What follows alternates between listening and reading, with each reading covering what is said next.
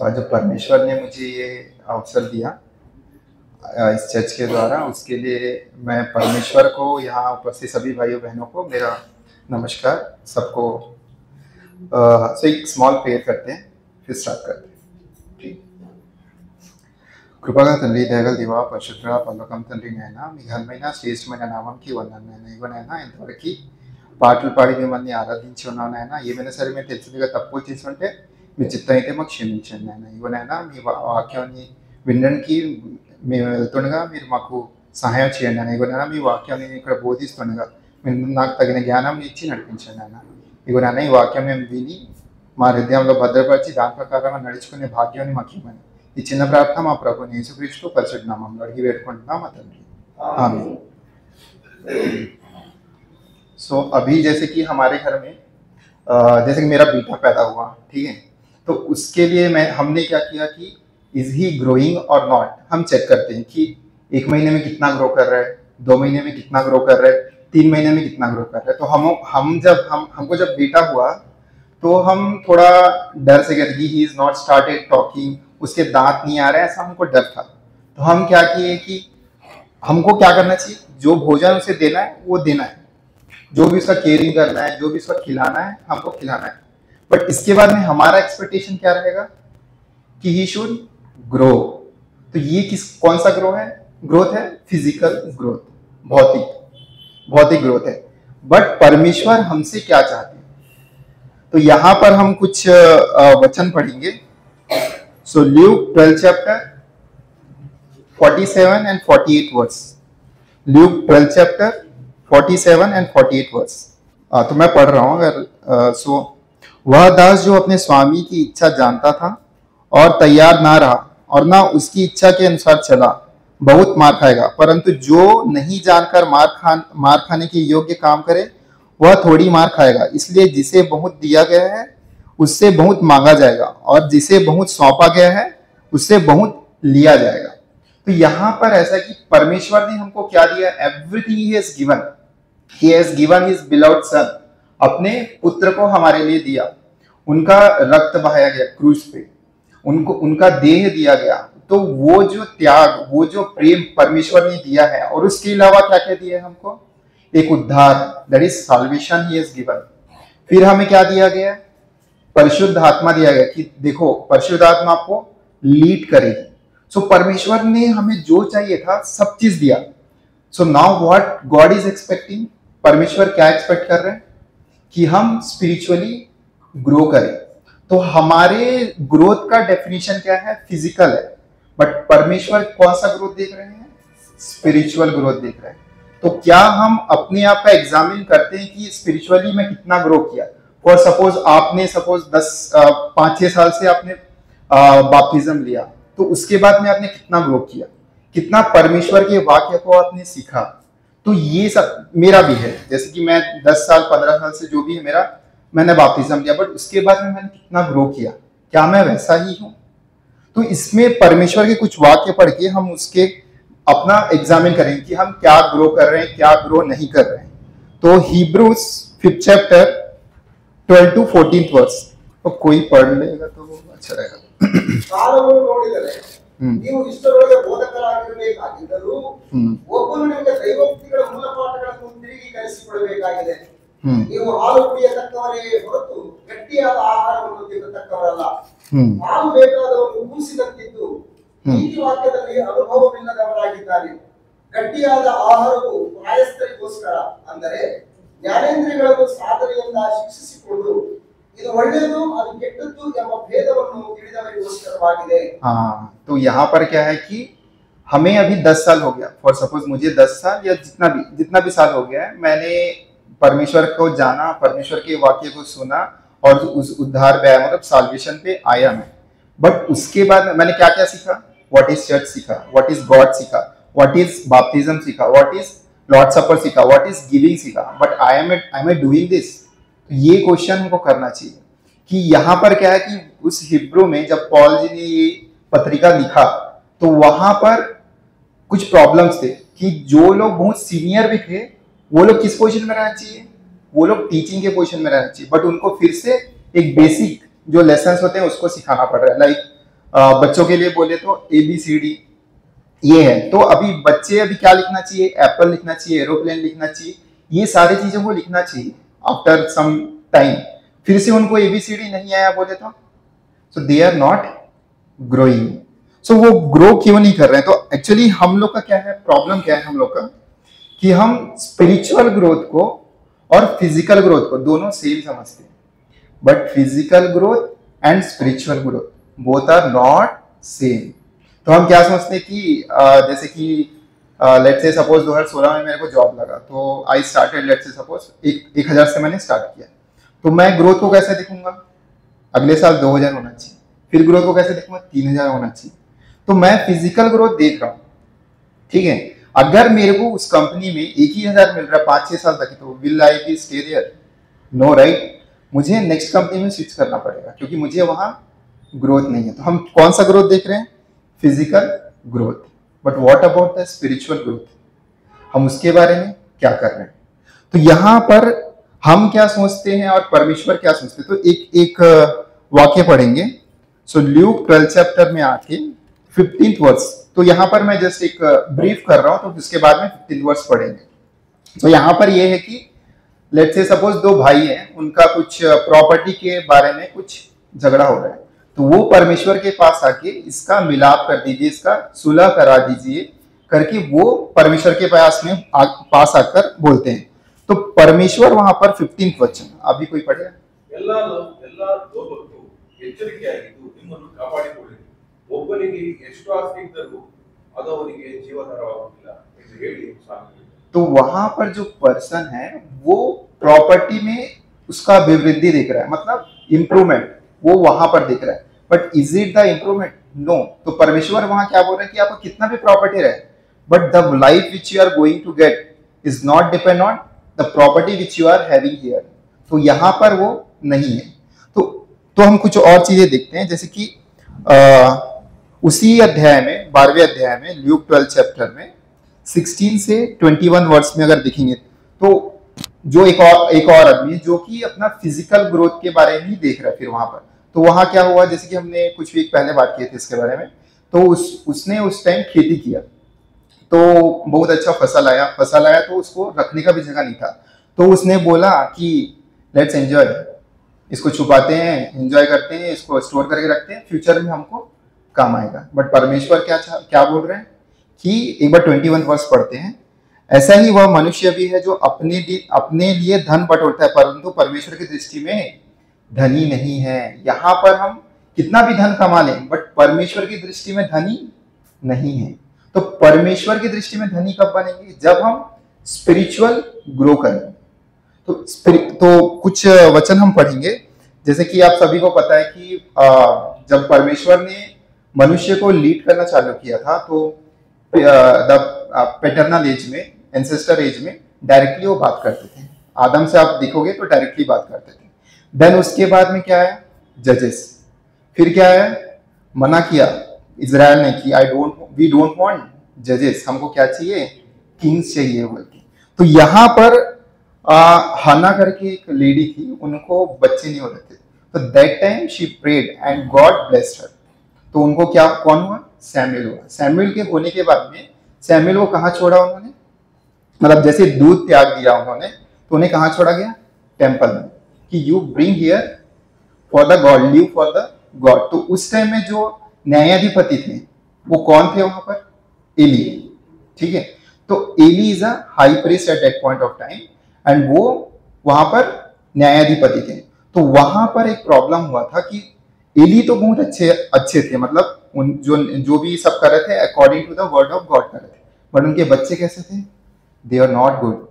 तो उनके बारे में परमेश्वर यहाँ पर एक बात बोल रहे हैं। तो 1 Samuel 2nd chapter 29 to 30 verse. 1 Samuel 2nd chapter 29 to 30 verse. 29 to 30 verse.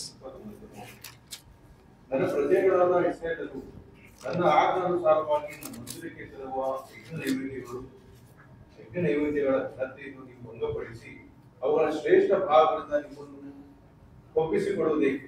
ನೀವು ನನ್ನನ್ನು ಗೌರವಿಸುವುದಕ್ಕಿಂತ ಹೆಚ್ಚಾಗಿ ನಿನ್ನ ಮಕ್ಕಳನ್ನೇ ಗೌರವಿಸುವುದು ಸರಿಯೋ?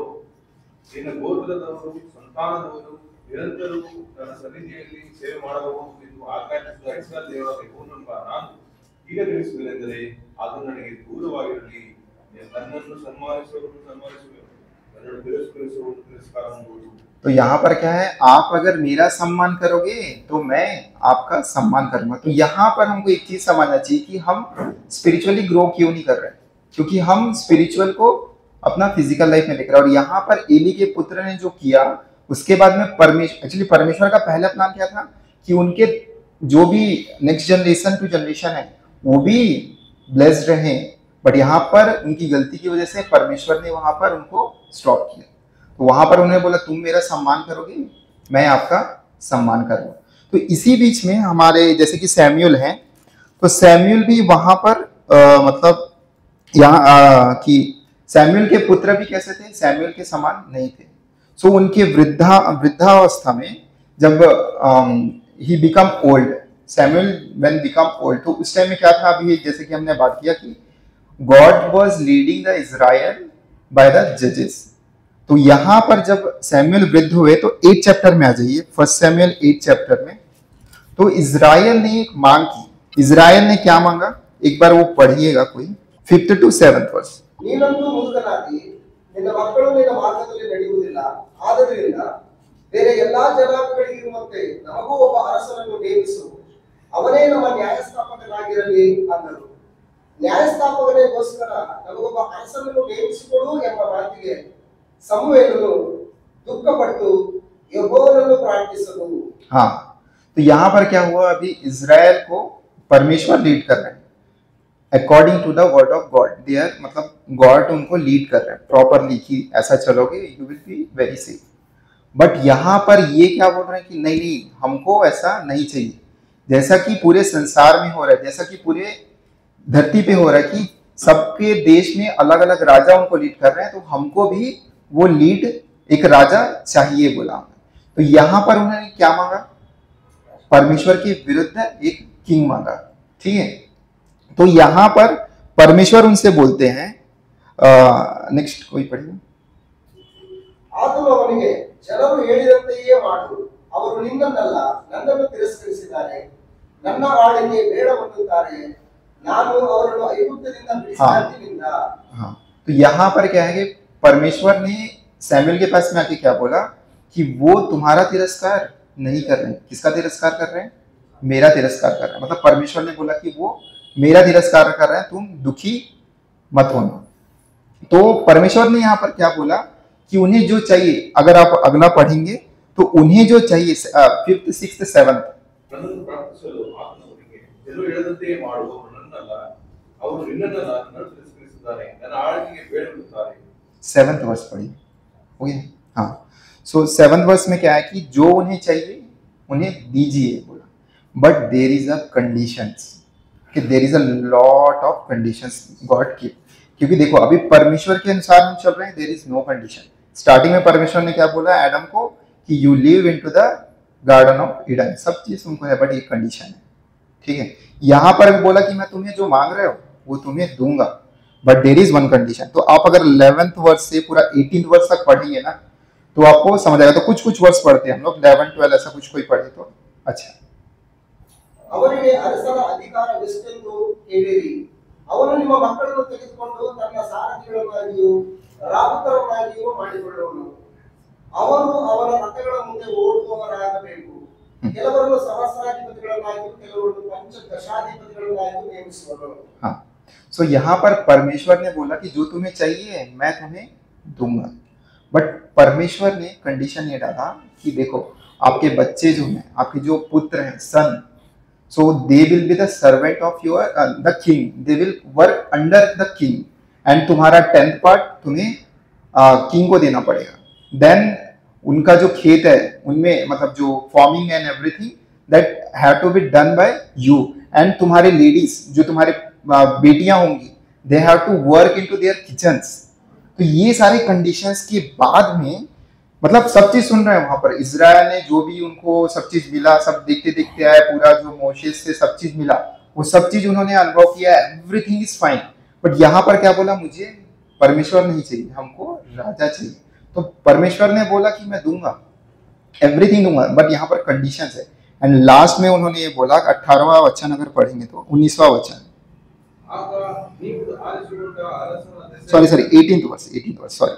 ಆಗ ನೀವು ಆರಿಸಿಕೊಂಡ ಅರಸನ ದೆಸೆಯಿಂದ ಆ ದಿನದಲ್ಲಿ ಬೇಸತ್ತು ಯೆಹೋವನಿಗೆ ಮೊರೆಯಿಡುವಿರಿ, ಆಗ ಆತನು ನಿಮ್ಮನ್ನು ರಕ್ಷಿಸುವುದಿಲ್ಲ। तो वहां पर क्या हुआ कि देखो तुमको सब चीज दूंगा, ये कंडीशंस है, बट लास्ट में जब तुम्हें मुझे बुलाओगे, तुम मुझसे प्रार्थना करोगे, मैं तुम्हारी नहीं सुनूंगा। तो दैट इज अ कंडीशन। तो हमारा जो फेथ है, हमारा जो स्पिरिचुअल लाइफ है, it is depends on what we are asking to the God. हम प्रेयर क्या कर रहे हैं परमेश्वर को हम क्या कर रहे हैं। तो हमारा प्रार्थना कैसा होता है कि हमको सैलरी चाहिए, हमको कैरियर चाहिए, हमको ग्लोरी चाहिए, हमको स्टेटस चाहिए, हमको एक घर चाहिए, हमको एक साइकिल चाहिए या फिर कार चाहिए, ये सब हमारा प्रेयर में रहता है। तो यहाँ पर एक और पर्सन, अभी इजराइल के बारे में हमने देखा कि इजराइल ने क्या मांगा और उनके साथ क्या हुआ।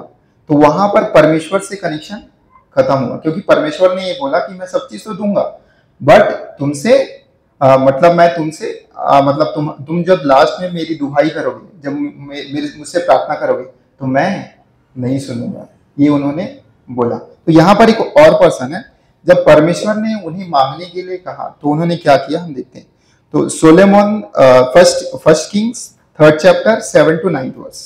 तो सोलेमोन कौन है हमको पता है, he is the son of David. तो उन्होंने क्या मांगा एक बार देखते हैं। First kings 3rd chapter 7 to 9 verse. ನನ್ನ ದೇವರಾದ ಯೆಹೋವನೇ, ನನ್ನ ತಂದೆಗೆ ಬದಲಾಗಿ ನಿನ್ನಿಂದ ಅರಸನಾಗಿ ನೇಮಿಸಲ್ಪಟ್ಟ ನಿನ್ನ ಸೇವಕನಾದ ನಾನು ಇನ್ನೂ ಚಿಕ್ಕವನು, ವ್ಯವಹಾರ ಜ್ಞಾನವಿಲ್ಲದವನು, ನಿನ್ನ ಸೇವಕನಾದ ನಾನು ಲೆಕ್ಕಿಸಲಾಗದಂತ ಮಹಾ ಜನಾಂಗವಾಗಿರುವ ನಿನ್ನ ಸ್ವಕೀಯ ಪ್ರಜೆಯ ಮಧ್ಯದಲ್ಲಿದ್ದೇನೆ। ಆದುದರಿಂದ ಅದನ್ನು ಆಳುವುದಕ್ಕೂ ನ್ಯಾಯಗಳನ್ನು ಕಂಡುಹಿಡಿಯುವುದಕ್ಕೂ ನನಗೆ ವಿವೇಕವನ್ನು ದಯಪಾಲಿಸು। तो उन्होंने क्या बोला कि आपकी इतनी बड़ी प्रजा है, उसको चलाने के लिए मेरा नॉलेज इज नॉट सफिशिएंट।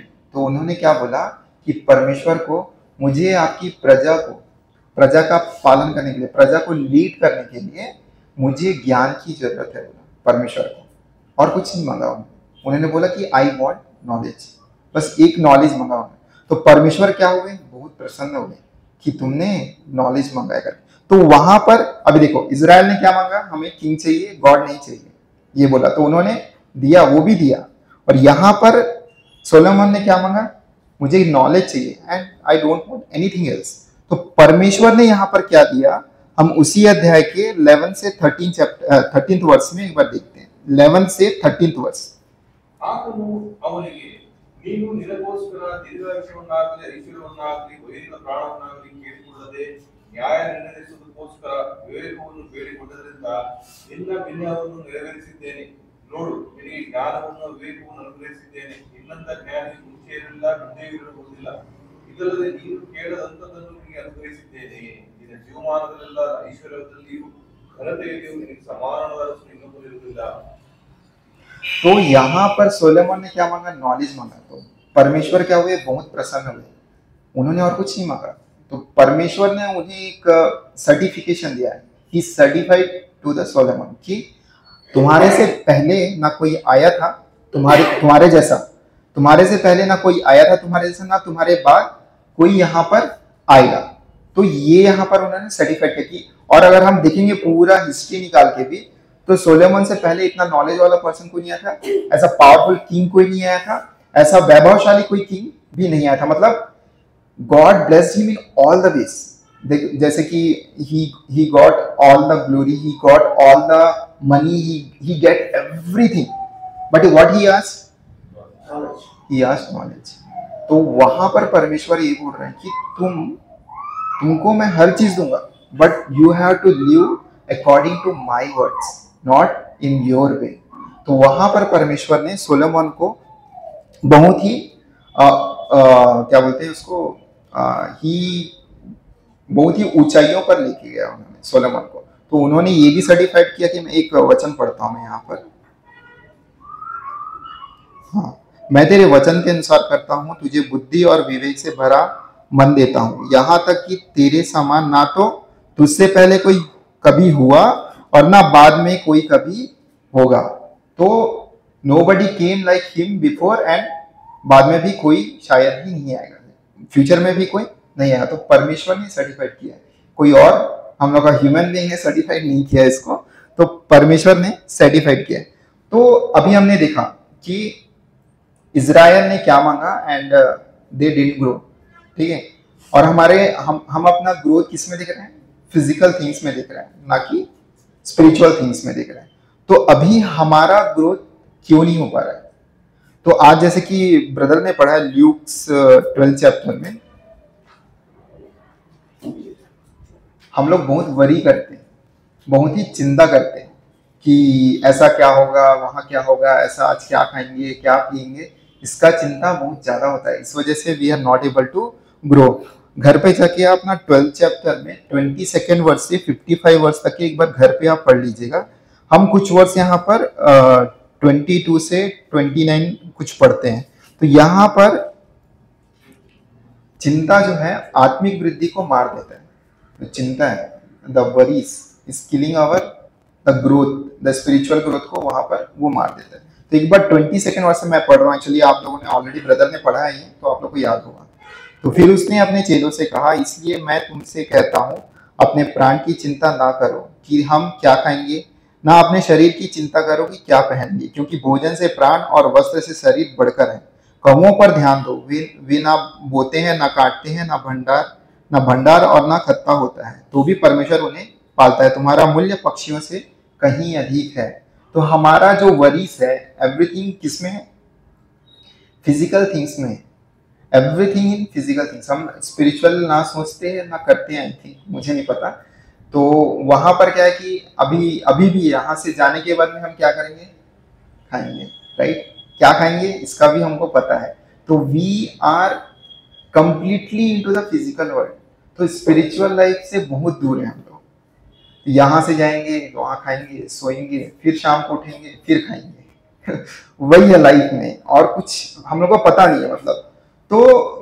मतलब हम सब यहाँ पर अपने आप का एक परीक्षण करते हैं, एक एग्जामिन करते हैं कि टू ग्रो स्पिरिचुअली हमें क्या करना चाहिए। हमें सारी चिंताएं छोड़कर, तो परमेश्वर यहाँ पर क्या करता है? अभी जैसे कि आज ब्रदर ने पढ़ा 22 वर्ष से 29 वर्ष तक आप देखते चले जाओगे तो एक एक चीज को बोलेगा, ना वस्त्र की चिंता करो, ना खाने की चिंता करो। फिर आप आगे जाओगे धन जुटाने का, 32 वर्ष से आप पढ़ोगे तो everybody is saving their money, यहाँ पर सेव कर रहे हैं, बट परमेश्वर ये बोल रहे हैं कि तुम वहां सेव करो, ये बोल रहे हैं। तो वहां सेव करने के लिए पैसा डायरेक्टली वहां तो नहीं जाएगा, तो हमारे अच्छे कर्म है, जो हमारे अच्छे कार्य हैं, वो वहां जाएंगे। तो वैसे ही आप पूरा पढ़ते पढ़ते जाओगे तो यहाँ पर है। लेकिन परमेश्वर क्या चाहते हैं, हम इसी चैप्टर के 31 वर्ष में देखते हैं, परंतु उसके राज्य की खोज में रहो तो ये वस्तुएं भी तुम्हें मिल जाएंगी। सेम थिंग यहाँ पर मैथ्यू 6 चैप्टर 33 वर्ष में भी है कि पहले उनके नीति और राज्य की खोज करें, फिर ये सारी वस्तुएं भी तुम्हें मिल जाएंगी। तो जैसे सोलेमोन ने क्या किया, उनकी नीति और राज्य के बारे में पहला स्थान दिया उन्होंने, उसके बाद में उन्होंने क्या, उनका लाइफ क्या हुआ, दैट इज सेकेंडरी, बट वहां पर उन्होंने क्या मांगा? नॉलेज मांगा, ठीक है। तो हमको क्या करना है? उनकी नीति को, उनके राज्य को देखना है। उनकी नीति मतलब उनका राज्य क्या है? चर्च, ठीक है। तो यहाँ पर हम क्या कर रहे हैं? तो मैं टू बी ऑनेस्टली यहाँ पर अप्रिशिएट करूंगा हमारे ब्रदर्स को, मतलब जो हमारे ब्रदर हैं उनकी फैमिली को, कि मैं कभी भी देखता हूँ यहाँ पर टू बी ऑनेस्टली वही लोग आते हैं, एवरीथिंग दे आर डूइंग। मतलब मैं कुछ ये नहीं कर रहा हूँ, बट मुझे नहीं पता ये सबका पर्सन होगा, बट हमारे वहाँ हमारे चर्च में हम ही लोग सब एक एक फैमिली एक एक बार आते हैं, ऐसा करते हैं, मतलब जो भी अरेंजमेंट होता है सब हम ही लोग कर देते हैं। सो हम यहाँ पर भी वैसा करेंगे तो हम स्पिरिचुअली ग्रो करेंगे, मतलब हमारे ही लाभ है वहां पर। तो यहाँ जब हम चर्च में आते हैं तो ना ही चर्च में ना ही बाहर अगर हम देखेंगे तो 3 प्रकार के लोग हैं। सो अभी हम चर्च में या फिर या कहीं पर भी आएंगे तो 3 प्रकार के लोग हैं। फर्स्ट क्या है? दोज हु नॉट सेव्ड, जो कि सेव नहीं हुए, कोई हिंदू, कोई मुस्लिम, कोई कुछ भी नहीं है। मैं टू बी ऑनेस्टली, मेरा जो पॉइंट ऑफ व्यू है ना, first person those who are not saved, जिनको प्रभु का वचन नहीं मिला, जिन्हें उद्धार नहीं मिला, वो है पहली कैटेगरी में। सेकेंड कैटेगरी में जिन्हें उद्धार तो मिला but they are not living according to the word of God, so they partially saved, they are not completely saved. Third category में है they saved and they are living according to the word of God. तो आप यहाँ पर इन 47 और 48 verse 12 chapter Luke में अगर देखेंगे तो आपको ये पता चलेगा कि तुम्हें जितना दिया गया है तुम्हें उतना ही ज्यादा रहेगा। अभी एक वचन है, मैं क्योंकि कल रात में पढ़ रहा था तो मुझे थोड़ा डर सा लग गया उसको पढ़ने के बाद में, तो मैं एक बार बोलता हूँ। परंतु जो नहीं जानकर मार खाने की योग्य काम करे वे थोड़ी ही मार खाएंगे। मतलब the people who doesn't know, अगर वो लोग ऐसा काम कर रहे हैं कि जिन्हें मार खाएंगे उसको थोड़ा ही मिलेगा। तो अभी जैसे कि वो दे डिड नॉट सेव, तो कौन है वो, कहाँ जाएंगे वो लोग? Obviously there is a place, ठीक है। वो कैसा है? भयानक है। तो यहां पर जो जान गए उसके लिए क्या है देखते हैं, ठीक है। इसलिए जिसे बहुत दिया गया है उससे बहुत मांगा जाए और जिसे बहुत सौंपा गया है बहुत लिया जाएगा। तो अभी यहां पर ऐसा है कि मुझे सब चीज दिया परमेश्वर ने, अपना परिशुद्ध आत्मा दिया, अपने पुत्र को दिया, अपने प्यार को दिया, एवरीथिंग ही हैज गिवन। तो मैं जब वहां जाऊंगा तो मुझे अभी मैं suppose not living my life according to the word of God, तो ऊपर में जाके मुझे क्या मिलेगा? उनसे भी भयानक मिलेगा। उससे भी भयानक क्या है ये नहीं पता, मतलब भयानक है, एक है जो नहीं जानते वो जाएंगे। तो यहाँ पर 3 कैटेगरीज ऑफ पीपल हैं। पहला कैटेगरी है those who are not saved, second है those who are saved but not living according to the word of God, third one is they saved and living their life according to the word of God. So परमेश्वर हमें कहाँ देखना चाहते हैं? Third category में। तो हम सब कौन से कैटेगरी में? ये हमारा परीक्षण हमें करना चाहिए, हमारा मतलब उसका एग्जामिन करना चाहिए कि देखो अभी जैसे कि मार्च में आता है ना, क्या बोलते हैं उसको, बजट आता है। बजट आने के बाद मार्च अप्रैल में बजट आता है। बजट आने के बाद में एंड ऑफ द ईयर उसका विश्लेषण किया जाता है, एग्जामिन किया जाता है कि इस पैसे को कहाँ लगाया गया है, इस पैसे को से क्या किया गया है, इससे कुछ अच्छा काम हुआ है, कुछ बुरा काम हुआ है, क्या पिछले साल से अभी क्या वृद्धि हुआ। तो अभी जैसे कि यूएस डॉलर से अभी देखोगे आप लोग 90 रुपीज के आसपास जा रहा है हमारा इंडियन रुपीज। तो आर वी ग्रोइंग और नॉट, उस वे में हमको दिखता है यहाँ पर। बट हमारा स्पिरिचुअल ग्रोथ, तो यहाँ पर यही है कि जो जैसा हम मांगेंगे, जैसी हम प्रार्थना करेंगे, हमारा spiritual growth based upon that कि हम क्या मांग रहे हैं, परमेश्वर को हम ऊपर रख रहे हैं या नीचे रख रहे हैं। तो अभी हम क्या मांगते हैं, जैसे कि मैं हूं सपोज, तो मैं क्या मांगूंगा? मनी, सैलरी, गुड स्टेटस, ये सब चीज मैं मांगूंगा। बट इन सबसे ऊपर मैं एक चीज को रखूंगा, वो क्या है? परमेश्वर। अगर मैं परमेश्वर को सबसे ऊपर रखता हूं तो परमेश्वर विल गिव एवरीथिंग। आपको देंगे, मनी देंगे, स्टेटस देंगे, he will give everything, you no need to ask at all. तो हमको करना यही है कि हमको according to the word of God जीने की कोशिश करना है। पता नहीं हम जी पाएंगे नहीं जी पाएंगे भी मुझे नहीं पता, but if we live according to that we will definitely achieve everything here and everything there. तो परमेश्वर ये कहते हैं कि आप यहाँ की चिंता छोड़ दीजिए, यहाँ का तो चलेगा, कैसे भी करके निकलेगा। लोगों को देख रहे हो, इन सबको देख रहे हो, वो तो देख ही रहे हो ना। तो वो लोग जी रहे हैं तो हम तो उनसे बेटर ही है, तो हम लोग डेफिनेटली जिएंगे। तो परमेश्वर ने हमको ज्ञान दिया है, एवरीथिंग इज गिवन, तो हमको डेफिनेटली मिलेगा। तो यहाँ पर मैंने कुछ चीजें अपने हिसाब से कुछ चीजें रखी है कि how we can apply this practically in our life, ठीक है। तो फर्स्ट थिंग, मैं 7 चीजों को रखा है यहाँ पर। First thing, are we reading our Bible and praying every day. So अगर नहीं कर रहे हैं नहीं कर रहे हैं मुझे नहीं पता, अगर नहीं कर रहे हैं तो let's start from today, at least 10 से 15 मिनट आज पढ़ते हैं परमेश्वर का वचन, आज से चालू करते हैं। 10 से 15 मिनट परमेश्वर का वचन, 10 से 15 मिनट डेली अपन प्रार्थना करते हैं। Start small. एक बुक है एटॉमिक हैबिट करके, I am going out of the Bible, so sorry for that. तो उसमें क्या है कि small habits will do a big things. तो हम छोटे से स्टार्ट करते हैं। Let's start doing the prayer, let's start reading the Bible, that is the first thing. Second thing है कि सब में एक बैड हैबिट होगा, डेफिनेटली, एक नहीं बहुत होंगे, मुझे नहीं पता, but we are having the bad habits. हम लोग क्या यूज करते हैं आजकल बैड हैबिट्स के लिए? मोबाइल में क्या करते हैं? स्क्रॉल करते हैं। अगर हम वो कर रहे हैं तो let's stop it from today. एक चीज आज चालू करते हैं हम लोग, सब लोग, आप सब लोग वो चालू करते हैं। या फिर किसी को सोशल मीडिया का है, किसी को किसी चीज का लत लगा है, लेट्स से सपोज कोई मूवीज के गाने सुन रहा है, या फिर कोई सेक्सुअल मूवीज देख रहा है। ये सारी चीजें हैं जो हमें अंधकार में लेके जाएगा, जो हमें परमेश्वर से दूर लेके जाएगा, because it is not according to the word of God. तो हम आज एक चीज छोड़ते हैं। पहला चीज मैंने क्या बोला? Let's start reading the Bible and pray. Second thing मैंने क्या बोला? Let's avoid one bad habit. Third thing, let's accountable ourself, कि एक डायरी बनाते हैं। डायरी में लिखते हैं कि मैं स्पिरिचुअली कितना स्ट्रांग हूँ, मैं चर्च के किन कामों में हेल्प कर पा रहा हूँ ब्रदर का, या फिर किसी भी चीज का, या फिर यहाँ कुछ साफ सफाई कर पा रहा हूँ, या कुछ भी कर पा रहा हूँ, इसके बारे में एक चीज सोचते हैं। या फिर मैं और क्या बेटर कर सकता हूँ, मेरे में क्या बुराई है, उसका हम नोट डाउन करते हैं। क्योंकि हम यहाँ पर अगर अपने आप को अकाउंटेबल नहीं रखते, he will ask the account. मरने के बाद में he will ask the account. ये मैंने पर्सनली रखा है, it is not from the Bible, I am just giving a starting point कि हम थोड़ा सा स्टार्ट कर ले तो इट विल बी गुड। तो ये तीसरी चीज है।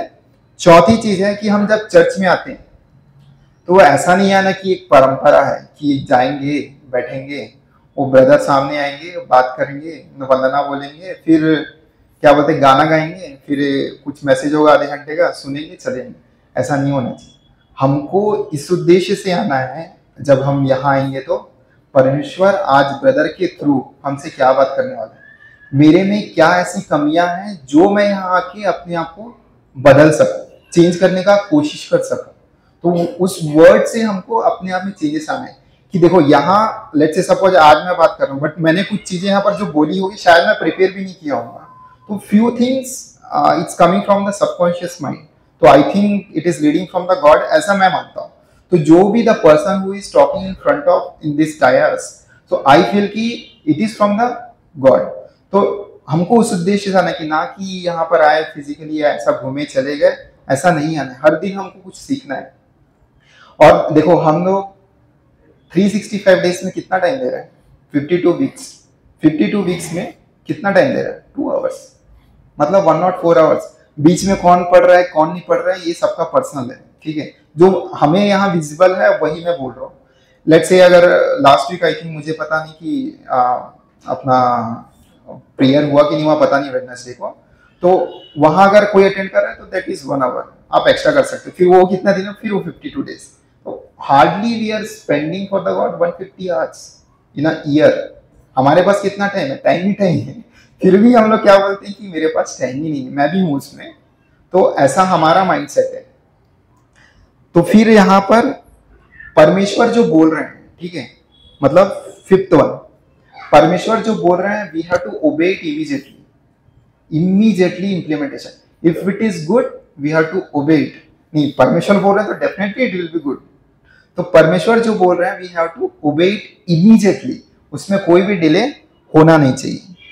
6th वन, तो यहां पर आप देखेंगे कि जैसा इजराइल ने क्या पूछा, राजा के बारे में पूछा, तो there is some bad consequences. तो उसके बारे में हमको, जब भी हम कुछ नया काम करने जा रहे हैं, तो हमें परमेश्वर से प्रेयर करना चाहिए कि the thing which I am doing is right और wrong, so he will guide us.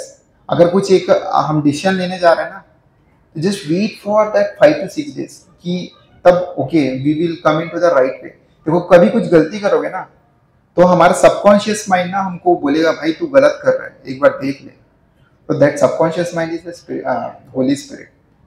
So he is guiding कि देखो you are doing something wrong, just be careful. तो होली स्पिरिट भी ऐसा है कि वो हमको लीड करेंगे, बट एक समय ऐसा जाएगा ही विल लीव अस। क्योंकि हमारे जैसे गंदे आदमी के पर कैसे रहेंगे, साथ कैसे रहेंगे परमेश्वर, तो वैसा है। तो हमको जो भी बुराइयां हैं, जो भी है, इसे हटा देना है। एंड 7th वन है, हमें इस भौतिक में जो भी, मतलब फिजिकली जो भी है, उसके बारे में वरी नहीं करना है। पूरा किसके बारे में? अनंत जीवन के बारे में, कि मरने के बाद में हम कहाँ जाएंगे।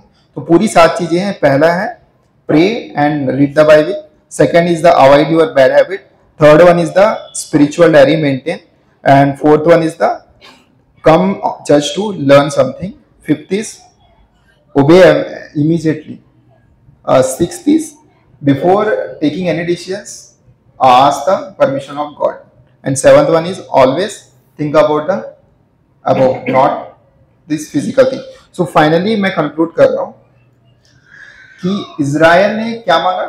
राजा, ठीक है, which was against of the God। तो जो गलत था उनका क्या हुआ? नुकसान, ठीक है। फिर सोलेमन ने क्या मांगा? नॉलेज, बट उन्हें क्या मिला? ब्लेसिंग्स। क्या ब्लेसिंग्स मिला? एवरीथिंग। स्पिरिचुअल ब्लेसिंग्स मिला, फिजिकल ब्लेसिंग्स मिला। He got everything because it was according to the word of God.